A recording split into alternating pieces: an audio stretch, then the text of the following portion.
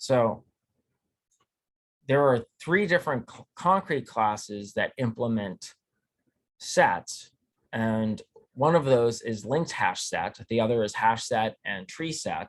So we've talked about the HashSet already. Let's talk about LinkedHashSet and how it is distinguished, how it's different from HashSet, and when you might want to use a LinkedHashSet versus when you might want to use a just the set itself. So a quick overview on this. We'll do an introduction of a LinkedHashSet. Then we'll talk about the hierarchy of the LinkedHashSet in Java. We'll talk about the class declarations for LinkedHashSet. We'll talk about what features it offers, the constructor, some example code, and then when to use a LinkedHashSet. And then we'll talk about a LinkedHashSet versus the HashSet. This way you'll be prepared to be able to, while you're coding, to make the decision on whether you should use a HashSet versus a LinkedHashSet versus a TreeSet.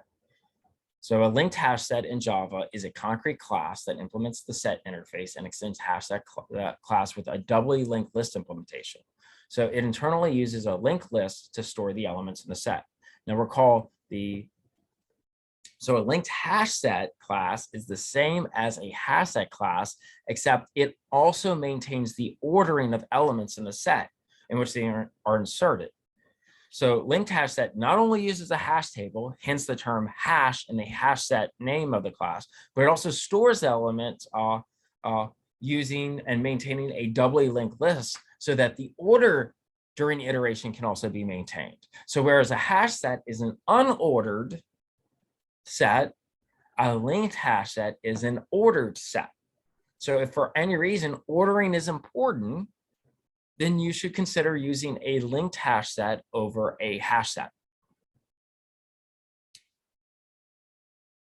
And so the hierarchy that will allow us to do this in the way that this is implemented is, while a LinkedHashSet is a more specific version of a HashSet, because it stores things the same way a HashSet does, but it also imposes on it ordering, whereas HashSet doesn't care about the ordering. So LinkedHashSet will extend HashSet, which, as we already learned, itself extends the abstract set, which implements the interface set, which extends the interface of collection. And of course, the class declaration is for a LinkedHashSet it just extends the HashSet.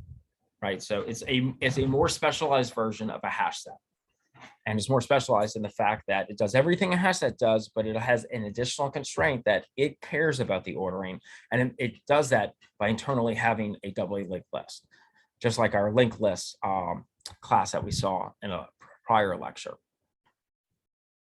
So some features of the LinkedHashSet is, well, these are things you should consider and be aware of whenever you see a LinkedHashSet. One, the LinkedHashSet set contains unique elements, just like a HashSet. It does not allow you to insert duplicate elements. And if you try to insert a duplicate element during iteration, it won't be modified, right? It has fail fast. Two, the LinkedHashSet class permits to insert null elements, just like the HashSet. Three, the LinkedHashSet class in Java is not synchronized, so it's not thread safe. Four, the LinkedHashSet class preserves the insertion order of elements. That's what makes it unique from the HashSet. But this is a thing. Five, it is slower than HashSet. So to gain that additional feature of being able to maintain insertion order through a linked list, then in order to do that, it slows down the performance of the HashSet. So do be aware that that does come at a slight penalty. And then LinkedHashSet is very efficient for insertion and deletion of elements. It's the reading of elements, right? Because it inserts and deletes the same way a linked list does, but to find an element, it could be a little bit slower. Okay, so the LinkedHashSet constructor has several forms, just like HashSet, right? So we have our empty constructor, which looks very similar to how a HashSet, but we would just invoke LinkedHashSet, right? The name of the class. We could also pass the collection in. Every data structure, every one of these data structures or concrete classes defined inside of our collections framework should also have a constructor where we can pass a collection in it, so we can easily convert from one collection type into another. That's what makes this API so powerful. We also have the ability to pass in the capacity that will predefine the initial size before it needs to grow. And then we can also pass in the initial capacity and the load factor, which will create a LinkedHashSet with initializing. Yeah. And so here, this is the initial capacity, and this is how much more it'll load as it grows out. So all the same kind of constructors that HashSet uses, it will also use there. This is not a hash map, this is a HashSet. Okay, so let's look at some examples in code. So let's talk about adding elements. Let me jump over to our code here. Let me close out this code. So here, let's look at adding elements into a LinkedHashSet. So we're going to import a LinkedHashSet class. We're going to create a class that we can have a main method so we can actually build out an application. We're going to create a local variable called we're going to create an empty LinkedHashSet that's going to hold strings. We're going to grab its size in a local variable and print it out. Then we're going to add in some elements, some string elements into our LinkedHashSet. So red, green, yellow, blue, and orange. Then we're going to print out the state of our set. Then we're going to grab the size, the new size, and we're going to look at the new size. Then we're going to try to add red and yellow to our set. Now, yellow and red already exist, so those are duplicated elements. We're going to create a second LinkedHashSet, and we're going to add in brown and the null value. Here, then, we will add all of the elements from our LinkedHashSet 2 into our original LinkedHashSet, and then we're going to print out the new state. So let's go ahead and run that and see if the output isn't what we expected to based off the source code. So our size of our LinkedHashSet before adding any elements is 0. The elements in the set are red, green, yellow, blue, and orange. The size of the LinkedHashSet after adding our elements is 5. The elements in the set after adding all is going to be red, green, yellow, blue, orange, brown, and null. So you can see the operations on a LinkedHashSet are very similar to the operations from our HashSet. Let's see what it looks like to remove elements. So again, let's jump to our source code example. So here we're going to import our LinkedHashSet. We'll create a class, LinkedHashSet tester2. We'll create a main method. Here we'll create a new instance of a LinkedHashSet. We will add elements into it. So this will hold strings. So we'll add A, G, Y, B, and 0, all as strings. And then we'll add a null character. Then we'll print out the state of our set. Then we'll remove the null. And then we'll look at the set again. And then we'll look at the size and how the size changed. After that, we'll go ahead and create a new LinkedHashSet. We'll add S and we'll add null. We will print out the state of set 2. We'll look at the size of set 2. We'll query to see if set 2 contains an S. Then we're going to add set 2 to set 1. And then we'll inspect our original set. Then we're going to remove all the elements from set 2 from set 1. And then look at our set again. And then we're going to have set 2 retain all the elements from set 1 to retain all the elements from set 2. And then we'll print out the state of that. So let's go ahead and run this. And here we can see the elements in our set are A, G, Y, B, 0, and null. Then after removing the null, we have A, G, Y, B, and 0. There's 5 elements in the set. So the elements in the set 2 was S and null. So there's two elements in set 2. So null, right, does count as an item inside the set. Is S inside of set 2? Yes, it is. So elements in the set after adding, well, the one set to the other is now going to be A, G, Y, B, 0, S, and null. And then after removing those elements, we're back to A, G, Y, B, 0. And then after removing the common elements, so that's what the retain all does. Retain all elements that are set 2 that are in set 2 from set 1. So this is going to remove all elements that are not in set 2. Then it's empty because there's no overlap between those sets.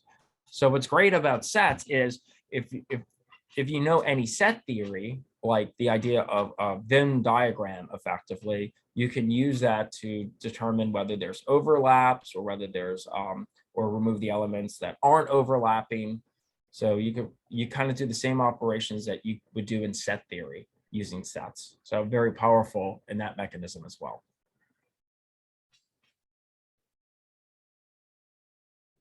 Okay, if we want to remove duplicate elements from a list, it's going to work very similar to HashSet. But again, the idea behind using the, let me go back here. So here, suppose you wanted to remove duplicate elements from an array list, but the reason why you might want to use the linked hash set as opposed to just the hash set is if the order of the elements in your array list is important and you want to maintain that, then that gives you that ability to easily remove all the duplicates, but also maintain the ordering. So again, just a quick and basic example of this in practice. Let's take a look at this in the source code. Let's import array list so that we can convert something with duplicates. Let's use linked hash set so that we can have something that's just all unique. We will create a class that has a main method. Let's initialize an array so that we just have a set of values. So 20, 30, 50, 30, 40, 80, 10, 10. So duplicates are in there. Then we're going to create an array list. And then for each element inside of our array, we'll add that into our array list so that we have our collection there. Then we're going to print out our original array list. Then we're going to create a new linked hash set. And we're going to pass in our array list into the constructor of our linked hash set. And then we're going to print out our linked hash set. And so here, let's just go ahead and run this. And here we can see we have our original list, which is 20, 30, 50, 30, 40, 80, 10, 10. We now have our new linked hash set, which maintains that same order, but removes our duplicates. So 20, 30, 50, 30 already exists, so it's removed. 40, 80, 10, and then 10 already exists, so it's removed. So again, this is the power. If this is the behavior you're looking for, this is when you'd want to use this data set.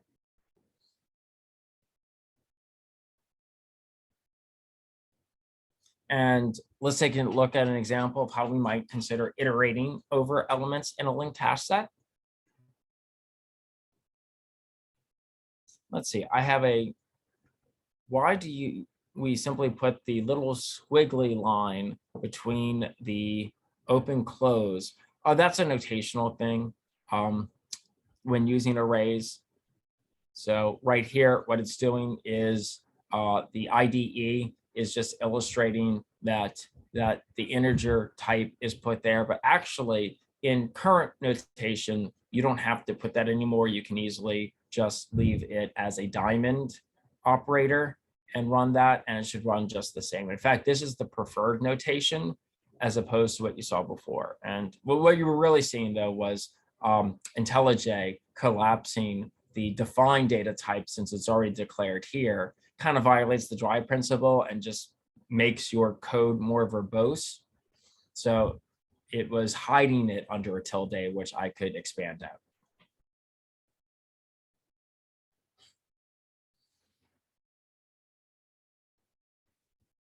Okay, let's see here. Iterating over a linked hash set. Let's take a look at how we might go and iterate. Let me jump over here to my source code so we can walk through it. Here, I'm actually going to import that iterator interface. We're going to import the linked hash set. we're going to go ahead and LinkedHashSet class. We're going to go ahead and build our own class that can have a main method so we can execute an application, so we can actually build something. We're going to create a new LinkedHashSet that holds strings. We're going to add some strings into it. Then what we're going to do is we're going to go ahead and from our LinkedHashSet invoke the iterator method. Because remember, any collection inside of our collection framework should have an iterator method that will allow us to walk across the elements. Here, I will store my iterator element into a local variable, and we're going to use the generic typing. So the generic typing is going to use the same type that is the LinkedHashSet, and these are going to be like intimately connected. So the LinkedHashSet internally implements iterator, and they can cross communicate. So while the iterator has a next, we're going to do next, and then we're going to print out, we'll print out each element. And then what we'll do is we're going to also iterate using the enhanced for loop to illustrate, hey, we can not only just do this with an iterator, but we can use this with the enhanced for, and we'll step through that way. So we'll have a local variable where at any given time in the loop, that local variable will hold an element from our LinkedHashSet, and we'll print it out using the local variable inside the for body. And if I go ahead and run this, you can see I can iterate over the elements right here using the iterator, and I can iterate over the elements here using that enhanced for loop. In one instance, I used print ln, so I got the new line, and in this instance, I just did print with a space in between to illustrate that it's two different iterations we're doing. We're doing it vertically and we're doing it horizontally to prove that we did two iterations.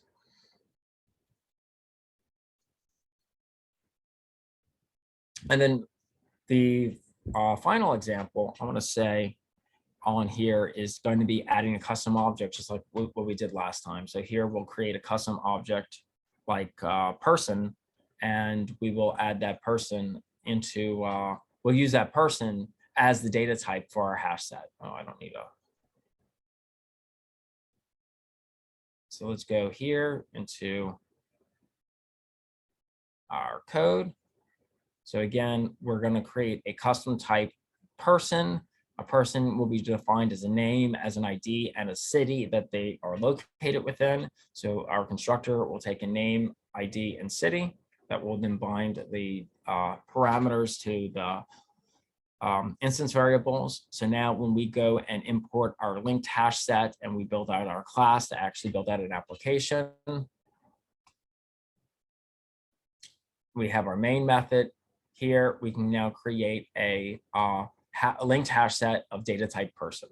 And then that means we can now add new person instances into our hash set. So here we'll create 3 persons. Then we will add those persons into our LinkedHashSet, and we will iterate and illustrate that they are inside of our LinkedHashSet. And there they are.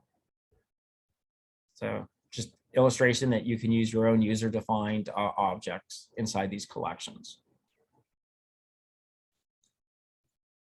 Okay, so when do we want to use the LinkedHashSet in Java? Well, LinkedHashSet can be used when you do not want duplicate elements. So when you want to remove duplicate elements and when you want to maintain order in which elements are inserted.